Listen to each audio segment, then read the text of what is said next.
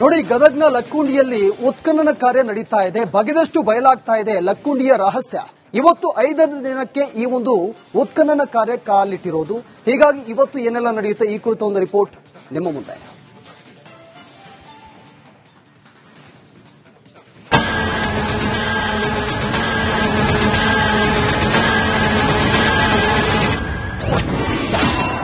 ಲಕ್ಕುಂಡಿ ಗ್ರಾಮಕ್ಕೆ ಶಿಲಾಯುಗದ ನಂಟು. ಉತ್ಖನನ ವೇಳೆ ಸಿಕ್ತು ಕಲ್ಲಿನ ಕೊಡಲಿ ಗಂಟೆ. ಗದಗ ಜಿಲ್ಲೆಯ ಲಕ್ಕುಂಡಿಯಲ್ಲಿ ಉತ್ಖನನ ಕಾರ್ಯ 5ನೇ ದಿನಕ್ಕೆ ಕಾಲಿಟ್ಟಿದೆ. ಕೋಟೆ ವೀರಭದ್ರೇಶ್ವರ ದೇವಸ್ಥಾನದ ಆವರಣದಲ್ಲಿ ನಿಧಿಗಾಗಿ ಉತ್ಖನನವನ್ನ ಮಾಡಲಾಗುತ್ತಿದೆ. ಈ ವೇಳೆ ಒಂದೊಂದೇ ರಹಸ್ಯಗಳು ಬಯಲಾಗ್ತಾನೆ ಇದೆ. ನಿನ್ನೆ ಕಲ್ಲಿನ ಆಯುಧ ಪತ್ತೆಯಾಗಿದೆ. ಇದು ಶಿಲಾಯುಗದಲ್ಲಿ ಬಳಕೆಯಾಗ್ತಾ ಇದ್ದ ಕೊಡಲಿ ಆಕಾರದಲ್ಲಿದೆ. ಮುಂದಿನ ಒಂದು ಭಾಗ ಮೊನಚಾಗಿರುವ ಕಲ್ಲಿನ ಆಯುಧವಾಗಿದೆ. ಕಲ್ಲಿನ ಆಯುಧ ಸಿಗ್ತಾ ಇದ್ದಂತೆ ಮತ್ತೊಂದು ಕಡೆ ಲೋಹದ ಗಂಟೆ ಪತ್ತೆಯಾಗಿದೆ. ಇದನ್ನ ಪುರಾತತ್ವ ಇಲಾಖೆ ಸಿಬ್ಬಂದಿ ಪರಿಶೀಲನೆಯನ್ನು ನಡೆಸಿ ವಶಕ್ಕೆ ಪಡೆದುಕೊಂಡಿದ್ದಾರೆ. ಶಿವಲಿಂಗದ ಪಾಣಿಪೀಠ, ಶಿವಲಿಂಗ, ನಾಗರಹಾವಿನ ಕಲ್ಲು, ಕಲ್ಲಿನ ಕೊಡಲಿ, ಲೋಹದ ಗಂಟೆ, ಮಡಿಕೆ ಚೂರುಗಳು, ಪುರಾತನ ಕಾಲದ ಗೋಡೆ ಪತ್ತೆಯಾಗಿದೆ. ಹೆಚ್ಚಿನ ವೇತನಕ್ಕೆ ಉತ್ಖನನ ಕಾರ್ಮಿಕರ ಪಟ್ಟು.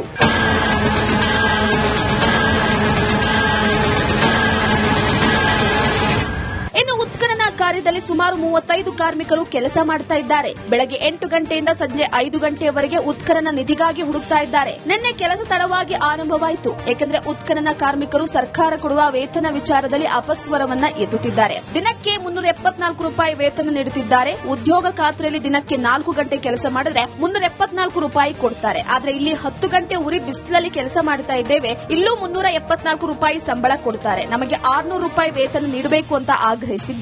374 ರೂಪಾಯಿ ನಮಗೆ ಸಾಗ್ಲು ಆಗುತ್ತಿರ್ತಾರೆ ಸರ್. ಈಗ ಮುಂದೆ ನಮಗೆ 600 ರೂಪಾಯಿ ಕಡೆಗೆ ಒಂದಿಷ್ಟು ಈಗ ಗೋಂಡಿ ಕೆಲ್ಸಕ್ಕೆ ಹೋದ್ರೆ 550 ಹಾಕಿ ಕೊಡ್ತಾರೆ ಸರ್. ಆ ಪ್ರಕಾರ ನಮಗೆ ಹಾಕಿ ನಮಗೆ ಮುಂಜಾನೆ 8 ತನ 5 ಗಂಟೆ ಮಟ್ಟ ಬಿಡೋಲ್ರಿ ಸರ್. ನಮಗೆ ಅನುಕೂಲ ಮಾಡಿಕೊಡ್ರಿ ಸರ್. ಅದಕ್ಕೆ ಸದ್ಯ ಉತ್ಖನನ ಕೆಲಸ ಮುಂದುವರೆದಿದ್ದು ಭೂಮಿಯ ಗರ್ಭದಲ್ಲಿರೋ ಶಿವಲಿಂಗ ಪಾಣಿಪೀಠ ಹೊರಗಡೆ ತೆಗೆಯುವ ನಿರೀಕ್ಷೆ ಇದೆ. ಮತ್ತಷ್ಟು ಪುರಾತನ ವಸ್ತುಗಳು ಸಿಗುವ ಸಾಧ್ಯತೆ ಇದೆ. ಮಂಜು ಪತ್ತಾರ್, ರಿಪಬ್ಲಿಕ್ ಕನ್ನಡ, ಗದಗ.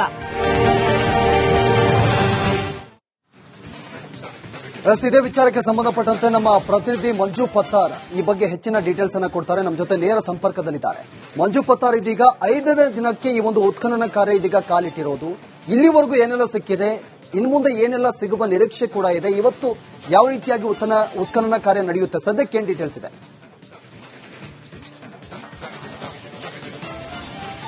ಹೌದು ಪ್ರವೀಣ್, ಏನಂದ್ರೆ ಗದಗ ತಾಲೂಕಿನ ಐತಿಹಾಸಿಕ ಗ್ರಾಮವಾದಂತಹ ಲಕ್ಕುಂಡಿ ಗ್ರಾಮದಲ್ಲಿ ಕಳೆದ 5 ದಿನದಿಂದ ಉತ್ಖನನ ಕಾರ್ಯ ನಡೀತಾ ಇದೆ. ಇವತ್ತು 5ನೇ ದಿನಕ್ಕೆ ಕಾಲಿಟ್ಟಿದ್ದು, ಇವಾಗ ಏನು 10x10 ಅಲ್ಲಿ ಏನು ಉತ್ಖನನ ಸ್ಥಳದಲ್ಲಿ ಈವರೆಗೆ ಏನಂದ್ರೆ 3 ರಿಂದ 4 ಅಡಿಯಷ್ಟನ್ನು ಅಲ್ಲಿ ಮಣ್ಣನ್ನು ತೆಗೆಯಲಾಗಿದೆ. ಅವಾಗ ಸಾಕಷ್ಟು ಪ್ರಾಚ್ಯ ವಸ್ತು ಅವಶೇಷಗಳು ಕೂಡ ಸಾಕಷ್ಟು ಸಿಕ್ಕಿದ್ದಾವೆ.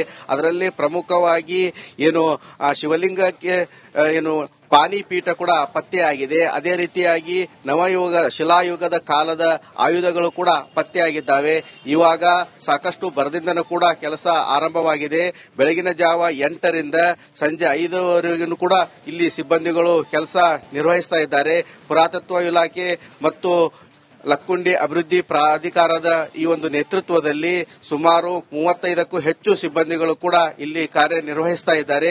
ಈವರೆಗೂ ಕೂಡ ಒಂದು ನವಯುಗದ ಶಿಲಾಯುಗದ ಮತ್ತು ಏನು ಆಯುಧ ಕೂಡ ಪತ್ತೆಯಾಗಿದ್ದಾವೆ. ಮೇಲ್ನೋಟಕ್ಕೆ ನೋಡಿದರೆ ಸುಮಾರು 8 ರಿಂದ 10 ಅಡಿಯಷ್ಟು ಈ ಒಂದು ಉತ್ಖನನ ಸ್ಥಳದಲ್ಲಿ ಡೀಪ್ ಆಗಿ ತಳಗಡೆ ಹೋದಲ್ಲಿ ಏನು ಕೋಟೆ ವೀರಭದ್ರೇಶ್ವರ ದೇವಸ್ಥಾನ ಮತ್ತು ಸಿದ್ದರಬಾವಿ ನಡುವೆ ಏನು ಉತ್ಖನನ ಕಾರ್ಯ ನಡೀತಾ ಇದೆ, ಅಲ್ಲಿ 8 ರಿಂದ 10 ಫೂಟ್ ತಳಗಡೆ ಹೋದ್ರೆ ನೈಜ ಲಕ್ಕುಂಡಿ ಗೊತ್ತಾಗತ್ತೆ. ಅಂದ್ರೆ ಈವರೆಗೂ ಕೂಡ ಏನು ಮಣ್ಣು ತೆಗಿತಾ ಇದ್ದಾರೆ, ಉತ್ಖನನ ಕಾರ್ಯ ನಡೀತಾ ಇದೆ. ಇದು ಯಾವುದೇ ರೀತಿಯಿಂದ ಅಂದ್ರೆ ಅಲ್ಲಿಯ ವಸ್ತುಗಳು ಅಲ್ಲ ಅಂತ ಹೇಳಿ, ಯಾಕಂತಂದ್ರೆ ಬೇರೆ ಕಡೆಯಿಂದ ಕಳೆದ 15 ರಿಂದ 20 ವರ್ಷಗಳ ಹಿಂದೆ ಈ ಗ್ರಾಮಸ್ಥರು ಕೂಡ ಅಲ್ಲಿ ಮಣ್ಣು ತಂದು ಹಾಕಿದ್ರು. ಹೀಗಾಗಿ ಉತ್ಖನನ ಕಾರ್ಯ ನಡೆಯೋದು ಇವಾಗ 3 ರಿಂದ 4 ಫೀಟ್ ವರೆಗೆ ನಡೆದಿದೆ. ಇಲ್ಲಿಂದ ಸಿಕ್ಕಂತ ವಸ್ತುಗಳು ಕೂಡ ಲಕ್ಕುಂಡಿಗೆ ಸೇರಿದ್ದು. ಯಾಕಂತಂದ್ರೆ 2003 ಮತ್ತು 2004ರಲ್ಲಿ ಕೂಡ ಲಕ್ಕುಂಡಿ ಗ್ರಾಮದಲ್ಲಿ ಉತ್ಖನನ ಕಾರ್ಯ ಮಾಡಲಾಗಿತ್ತು.